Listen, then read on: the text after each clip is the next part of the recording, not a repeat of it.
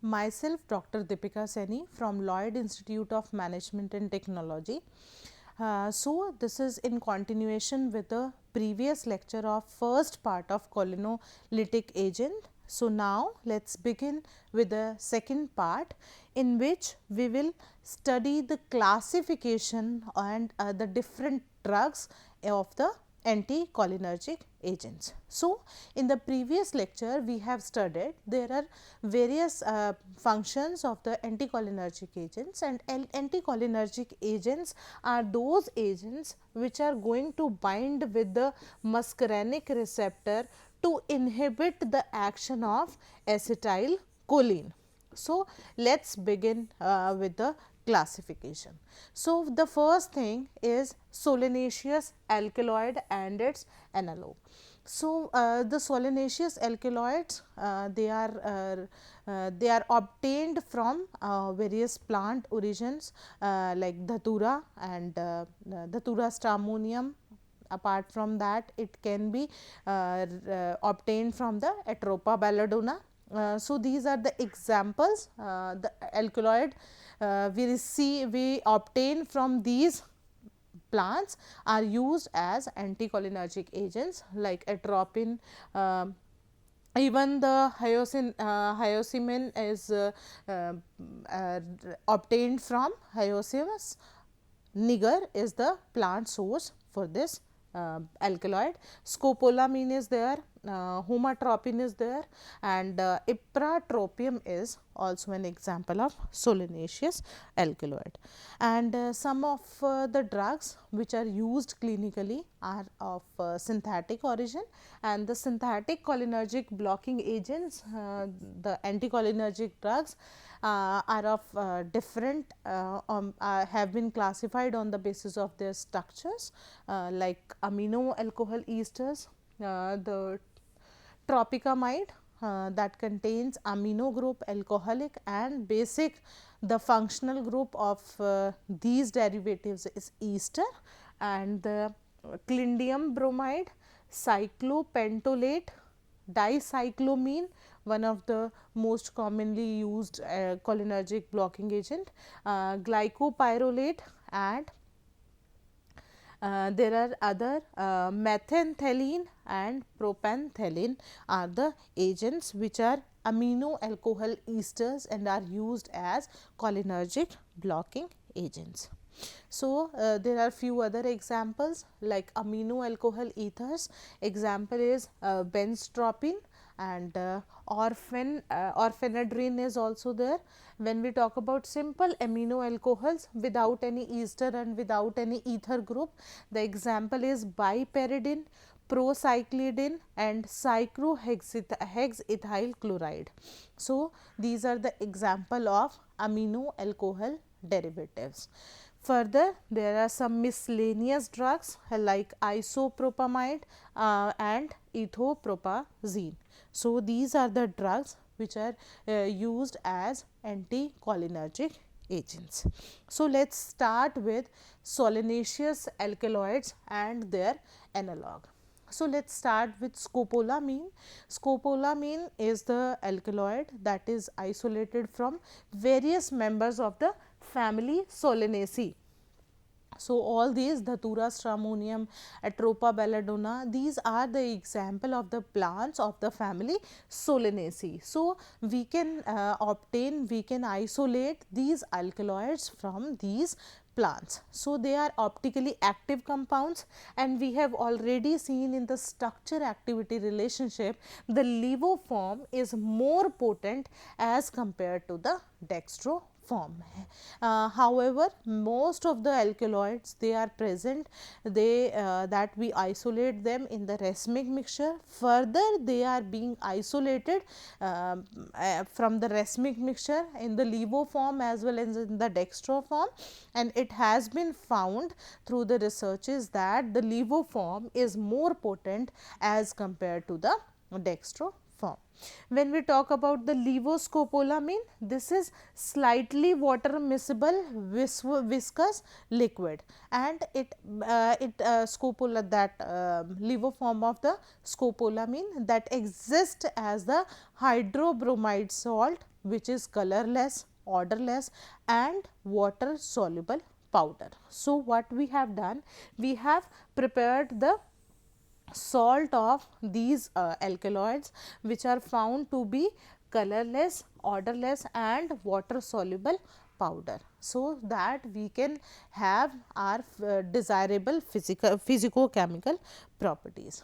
So, let us start with the first example, that is atropine, that is being used before the surgery to calm down, to decrease the secretions. And atropine, this is anticholinergic, that will block the muscarinic receptor, that we have also studied in the previous lecture, that these anticholinergic drugs will act through the, these all anticholinergic drugs, they act through the reversible competitive inhibitory mechanism. So, they will compete the acetylcholine for binding with the muscarinic receptor, and they will bind first, and hence there will be no scope of binding for the acetylcholine, and hence its action is being prevented through this mechanism.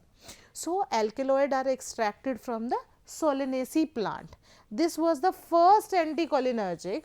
This was the first alkaloid that is being used as anticholinergic, that is known to suppress its to suppress the action of acetylcholine. It is an ester of the tropine and the tropic acid. So, it is an ester that is it is synthesized through the when we esterification of tropine and the tropic acid, and in the racemic form, the sulfate salt is used when we talk about the anticholinergic agent. As therapeutic, when we talk about it, it can penetrate the brain and stimulate the CNS. As we can see, this nitrogen atom, this is not quaternary in nature. So, definitely this is going to cross the blood brain barrier, and it can penetrate the brain and stimulate the central nervous system. So, it will have its therapeutic effect on central nervous system as well as its side effect which is associated with central nervous system. So, it is used to treat bradycardia. Bradycardia means the bradycardia is associated with slow rate of heart. So, when there is decreased heart rate, in those cases atropine can be used. So, as we all know, the slow rate of the heart rate can be controlled by the use of acetylcholine, and we are using anticholinergic, means definitely they are going to increase the heart rate. So, they are used to treat the bradycardia. Apart from that, they reduce secretion before the surgery, and it has already been mentioned, like before surgery atropine is one of the choliноlytic agent that should be given to the patient, so that the secretion in the body, the involuntary action in our body, that can be reduced, because like through the salivary gland, we actually don't need excess of the secretion during the surgery. So, the salivary gland stimulation is being inhibited before the surgery through atropine. Apart from that, all the secretion associated with GI tract, so they can be controlled by using atropine. Next is to treat iritis. So, it is a inflammation in the eye, and that cause pain in the eye. So, that can be treated by the use of atropine. Apart from that, organophosphate poisoning, this can be treated by the use of atropine. But the point is, what will happen here now, there is decrease in the muscarinic action, not an antidote like this is PAM for the pralidoxin chloride that we have studied in the cholinesterase reactivators. So, this is not an antidote like that, but organophosphate poisoning can be stopped by using atropine, because they will now what was happening there, they were associated with the cholinesterase enzyme, and what will happen, organophosphates, they have decrease the activity of cholinesterase enzyme and hence increase the level of acetylcholine. So, there are more chances of acetylcholine to bind with the muscarinic receptor and to possess its action. But now what will happen, we have given the atropine that will used in the organophosphate poisoning, but how, now they are a competitor of acetylcholine. Exactly, they are not the antidote like pralidoxim, which is what pralidoxim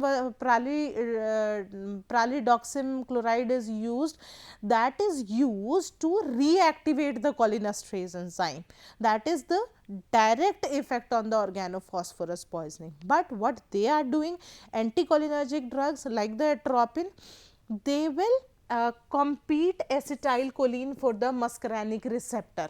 This is the action they are going to show. Fine. So, there is difference between the difference in the mechanism of treating organophosphate poisoning, because in the case of organophosphate poisoning, what is happening, cholinesterase enzyme is not working. If it is not working, there is increase in the acetylcholine value, and that excess of acetylcholine is working, is transmitting its action. So, in those cases what we need to do, we have two target, one is cholinesterase, another one is acetylcholine. So, when we talk about anticholinergic agent, they are targeting, they are competing with acetylcholine. When we talk about PAM, that is targeting the origin of the problem, where the organophosphates are binding with the cholinesterase enzyme and inhibiting it. So, what the PAM is doing, it is reactivate that cholinesterase enzyme. So, there is different mechanism of doing that, but both can be used in the organophosphate poisoning, and the mechanism of action, as we have discussed, like these competitively bind to the muscarinic receptor and antagonize by blocking all the cholinergic effects. So, now what has happened here, the drug atropine, it binds with the muscarinic receptor, this was the muscarinic receptor and it was the active site. On this active site, acetylcholine was supposed to bind, but now what will happen, this atropine will come and will bind first and will not allow acetylcholine to bind on this muscarinic receptor, and hence it competitively means it will bind on the same site as that of the acetylcholine. So, it has binding affinity for the same binding site on which acetylcholine was supposed to bind.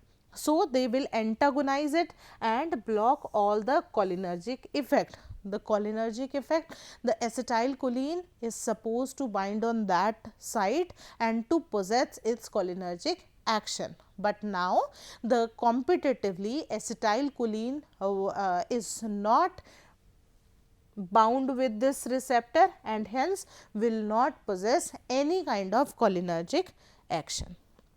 So, the next example is hyosciamine. It is a levorotatory isomer of atropine. We have seen here in the case of atropine, it was like this OH. So, it is towards us and it is behind the plane.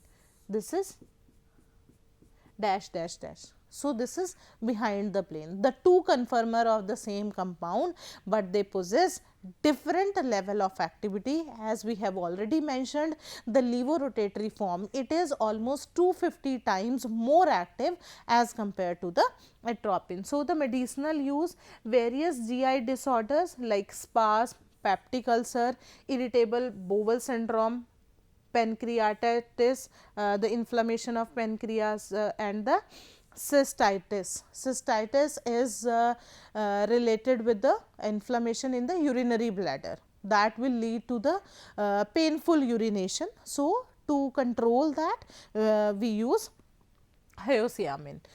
So, this is the hyosciamine which is used in the various GI orders, like we have given the examples, any kind of spasm, any kind of spasmic pain, and apart from that the ulcers in the stomach, the peptic ulcers, irritable bowel syndrome, and in any inflammation in pancreas or associated with the urinary bladder, they can be reduced by using this drug. And they also used to relieve some of the heart problems, as it is used to as it is also used in the bradycardia situation. So, they can be any some of heart related problems can be relieved using hyosciamine. So, some of the symptoms of the Parkinson disease, as we have already studied, that some of the symptoms can be suppressed by using anticholinergic drugs, but if we say that it is a complete solution for Parkinson disease, then no, anticholinergic drugs can surpass some of the symptoms of the Parkinson disease, and it also control some of the respiratory disease symptoms. So, they can be controlled by the anticholinergic drugs. Next example is scopolamine. Again, we have already studied like levorotatory form. Levo forms are more active, they are more potent as compared to the dextro form, and when we talk about action on the higher nerve centers, they possess their activity on the higher nervous centers. Apart from that, transdermal patches of scopolamine are available in the market. And when we talk about its medicinal use, in case of post-operative nausea and vomiting or the sea sickness, it can be used like after surgery.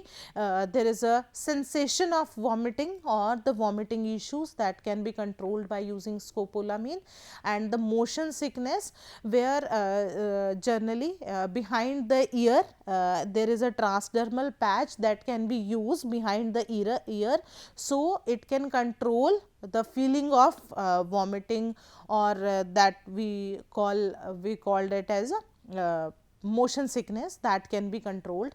Apart from that, GI spasm, gastrointestinal spasm, they can be controlled. Any renal or biliary spasm, those can be controlled, and they also used as a pharmaceutical aid in case of radiology and endoscopy. And scopolamine is found useful in the irritable bowel syndrome also, and sometimes there is a drug clozapine that induce hypersalivation. So, to reduce the action of secretion through the salivary gland, so we can use scopolamine. And in the case of eye inflammation that leads to severe eye pain, that can also be reduced by the use of scopolamine. There are several side effects associated with scopolamine, like it induce sedation, that sleepiness, blurred vision, and the pupil will get dilate. So, to reduce that pain in the eye, sometimes it happens like it will lead to the dilation of the pupil, and hence the vision is blurred, and it also lead to the dry mouth. So, these are the side effects of the scopolamine. So, and the next drug is Ipra tropium bromide. So, Ipra tropium bromide, here we can say it is a quaternary ammonium derivative. So, when we have seen it is quaternary ammonium, then it is devoid of CNS activity, because this quaternary ammonium salt or derivatives will not be able to cross blood brain barrier and will not possess any kind of any therapeutic effect as well as any side effect that is associated with central nervous system. So, it is a quaternary ammonium derivative of atropine, and further it is used in the inhalation therapies, especially when we talk about the for the asthmatic patients, for the acute asthmatic attack, for the dilation of bronchia. So, in the case of bronchial constriction, when there is in the acute asthmatic attack, there is bronchial contraction. So, to reduce that, to treat that, we use this Tropium to dilate the bronchioles, and this drug produces bronchodilation again by the competitive inhibition with the cholinergic receptor that is present on the smooth muscles of the bronchiole. Those muscarinic receptor, those are available on the located on the bronchioles. So, this drug will competitively bind to that drug, and the when acetylcholine is bind, or acetylcholine or any cholinergic drugs, those who bind on those muscarinic receptor, they will produce bronchoconstriction. But now when we take this ipratropium bromide, what will happen? They will competitively inhibit the cholinergic receptor and inhibit their action, and hence by the action on smooth muscle, they will competitively, by inhibiting them, they will produce bronchodilation. So, this is the synthesis of ipratropium bromide. Let's start with the tropine and tropic acid. As we have studied earlier, the esterification of tropine and tropic acid, that will lead to the formation of atropine. Hence, this is the esterification. So, what will we get? We get atropine. But now we have also studied this ipratropium bromide. This is a quaternary ammonium derivative of atropine. So, what happened here? We will take isopropyl bromide. So, isopropyl bromide, that will here it so this group will get attached here at nitrogen atom, and there is 1, 2, 3 attachments are already there. So, now this isopropyl bromide, it will get attached at this nitrogen atom and will produce a quaternary ammonium derivative, and it is ipratropium bromide. So, the synthesis, the ipratropium bromide is synthesized by the esterification method of tropine and tropic acid by producing atropine. Further, by the action of isopropyl bromide, this atropine will get converted into ipratropium bromide. So, these are the solenaceous drugs which are being used as anticholinergic agents. In the next lecture, we will study about the various synthetic agents which are used anticholinergic, which are anticholinergic in action. So, this was all about the solenaceous alkaloids as anticholinergic agents. Thank you.